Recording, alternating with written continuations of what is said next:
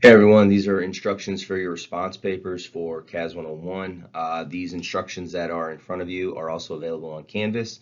I just want to run through them in case there's anything that needs clarification. But again, you can just find these on Canvas. So we'll make this rather quick.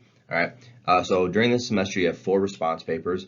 These response papers are meant to not just respond to the text, but to connect the text that we are reading to the discussions, the academic materials that we just had a discussion on or we just learned about. All right, so you can see here, over here, you can see how the different readings are to connect with, sort of the subject material of the class, right? And we'll get to this in a second. All right, so just let me run through the instructions briefly. First and foremost, don't turn in incomplete work. I'm not going to grade it. Read the additional readings for the day. So this first response paper is going to be on a Frederick Douglass speech, so make sure that you read that and then you can respond to it while making connections between the speech and the academic material that we've just discussed. In this situation, it's going to be, we've just discussed ideas of, how to, put together some sort of persuasive speech. So that's what you're going to talk about as far as, how Frederick Douglass was trying to be persuasive in his speech. As far as the making sure that you are completing your assignment, write a 2 to 3 page response paper, not 1.5 pages, right? It needs to be a full 2 pages of text, 2 full pages of text to 3 full pages of text. A lot of college students, they do 1 full page of text and then a sentence on the second page. I think that's 2 pages because they've turned into physical pages. All right, a full 2 pages of text. I'm not asking the world for 2 full pages in a response.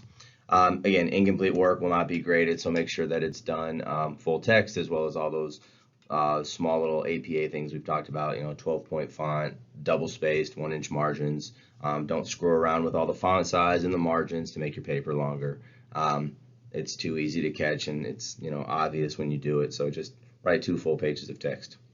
Okay, note on number 3, these papers are not just summaries, all right? That's a summary book report. I don't want to read them. They're very boring to read because then I have to read 20 pages that are all the same about the summaries.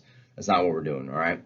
I know what's in the text, so instead of writing a summary, you're going to do some sort of quick summary for about a paragraph and then again make those connections, that sort of analysis aspect.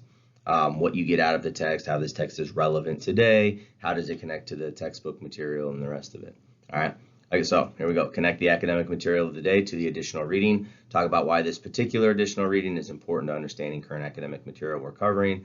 Draw parallels between the additional reading and the course material. It's going to require some intellect and thoughtful analysis. Be intellectual and thoughtful.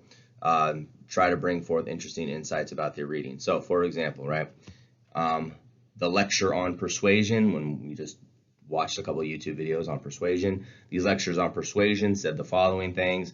It reminded me of this particular point in Douglass's speech where he was saying X, Y, and Z, and that sounded very persuasive. All right.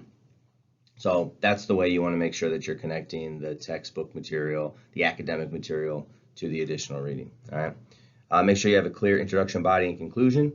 The conclusion should give us scholarly insight about where we can go and what needs further discussion.